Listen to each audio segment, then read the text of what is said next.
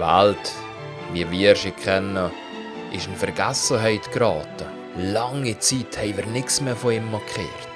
Es scheint so, als ob er tot wäre gewesen. Die Langeweile und die Einsamkeit hat sie breit gemacht im Geekstübel in der ganzen Community. Aber dann, hoch am Himmel, hat es doch noch ein Lebenszeichen gegeben. Und er ist wieder da.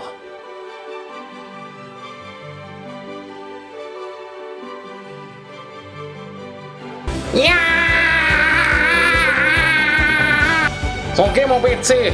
Gott verdammt, wir müssen ein bisschen schneller hier, weißt du, sonst können wir doch hier nie da vor einem Brecher gehen, weißt du. Ja, von da unten aus, hier ist ja gesehen, siehst du mal, da wohne ich, da hier, das Obergästlo.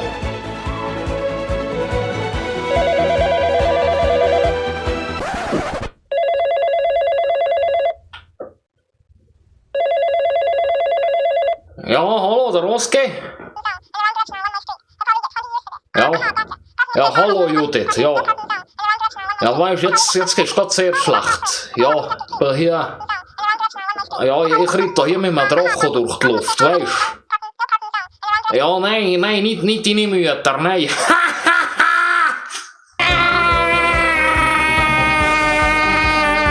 Wir müssen da nicht schicken. Da hier. Jakkos, weißt du, da können wir dann nicht rechtzeitig gehen hier, weil die Leute warten und schon. Jetzt musst du schauen, wie es da geht hier, gell?